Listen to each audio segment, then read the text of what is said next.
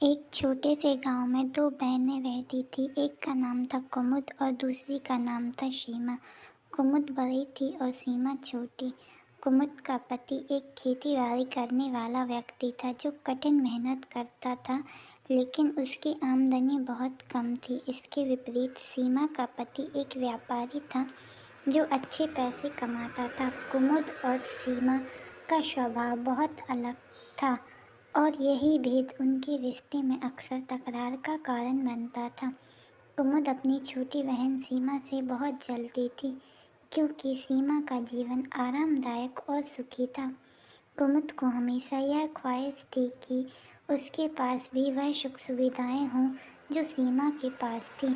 कुमुद की यह ललचाती सोच धीरे धीरे बढ़ती गई और वह अपने पति से भी अपने जीवन को सुधारने की बात करने लगी।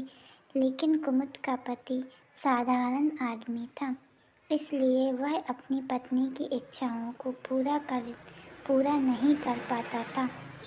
कुमुद को यह स्थिति उसे बहुत दुखी करती थी और उसने तय किया कि वह किसी भी तरीके से अपने जीवन को बेहतर बनाएगी। एक दिन कुमुद ने सीमा के घर जाने का मन बनाया। सीमा का घर काफ़ी बड़ा था और उसके घर में हर तरह की सुख सुविधाएं थीं। कुमुद ने सोचा, अगर मैं सीमा से कुछ पैसे उधार ले लूं तो मैं अपना जीवन थोड़ा आरामदायक बना सकती हूँ। कुमुद जी सीमा के घर पहुंची और उसने सीमा से कहा, बहन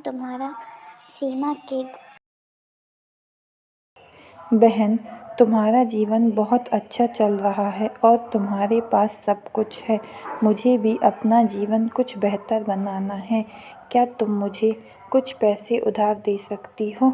सीमा ने कुमुद की बात सुनी और सोचा कि बहन की मदद करना चाहिए, लेकिन सीमा का स्वभाव बहुत ही समझदार था, इसलिए उसने कुमुद से कहा, तुम्हारी बात सही है, लेकिन अगर तुम पैसे लेती हो तो तुम्हें वापस भी करना होगा। इस बारे में सोचो, फिर मुझे बताओ। कुमुद ने जवाब दिया, हाँ, मुझे पता है कि मैं पैसे वापस करूँगी, बस तुम मुझे कुछ उधार दे दो। सीमा ने अंततः कुमुद को कुछ पैसे उधार दे दिए, लेकिन उसे यह एहसास हुआ कि कुमुद की इच्छाएं और बढ़ सकती हैं।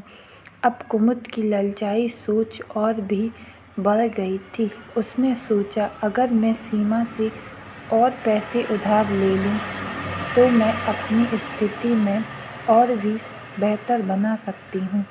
कुमुद ने फिर से सीमा के पास जाकर उसे और पैसे उधार लेने की बात कही। सीमा को अब कुमुद के इरादे पर शक होने लगा, लेकिन फिर भी उसने कुमुद की मदद की। आगे की कहानी सुनने के लिए चैनल को सब्सक्राइब करना